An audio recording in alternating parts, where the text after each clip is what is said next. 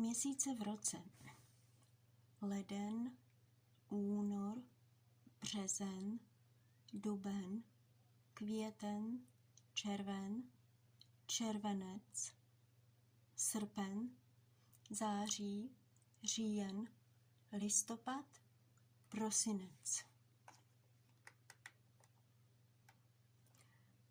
Je leden. V lednu je zima. První den ledna je státní svátek, Nový rok. Datum: je 1. ledna 2024.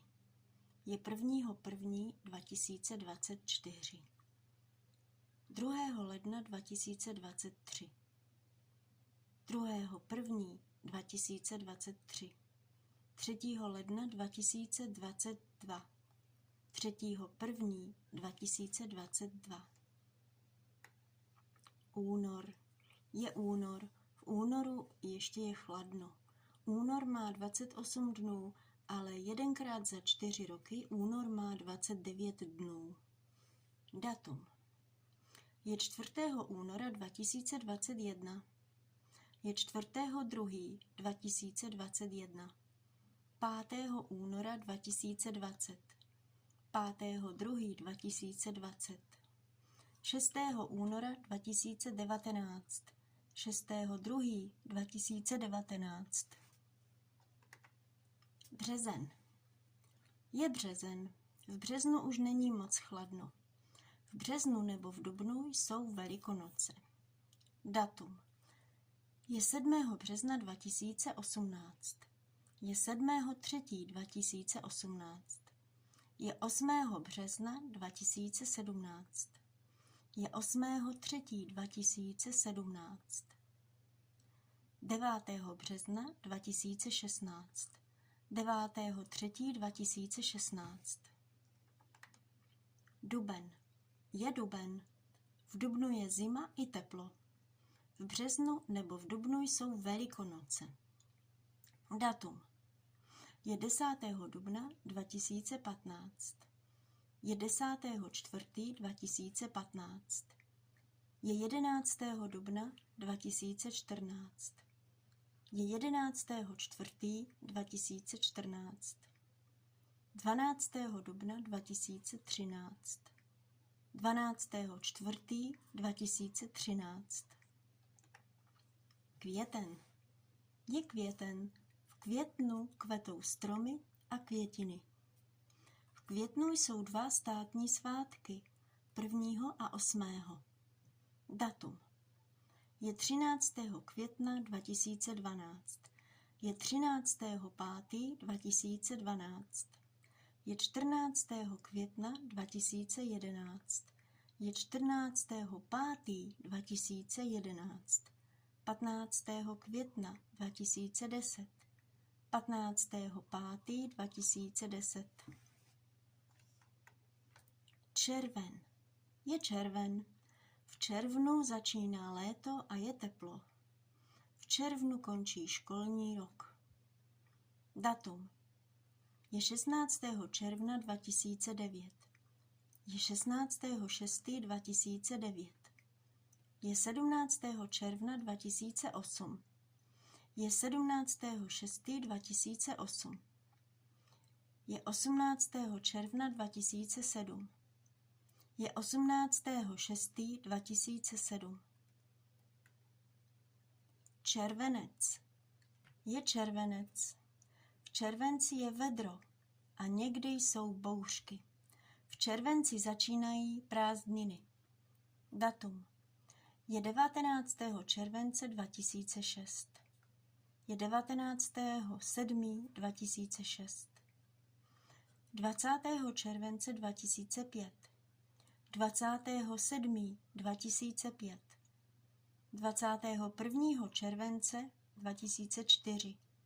21. může být i 21. 21. 7. 2004. 21. 7. 2004. Srpen. Je srpen. V srpnu je vedro. Někdy jsou bouřky. V V srpnu končí prázdniny. Datum. Je 22. srpna 2003. 22. může být i 22. Je 22.8.2003. Je 22.8.2003. Je 23. srpna 2002. 23. může být i 23. Je 23.8.2002. Je 23.8.2002. Září. Je září. V září je ještě teplo. V září začíná škola. Datum. Je 24. září 2001. 24. může být i 24. Je 24.9.2001. Je 24.9.2001. Je 25. září 2000. 25.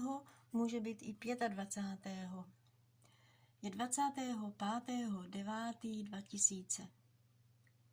Je 25.9.2000. Říjen. Je říjen. V říjnu už není moc teplo. V říjnu děti mají podzimní prázdniny. Datum. Je 26. října 1999. 26.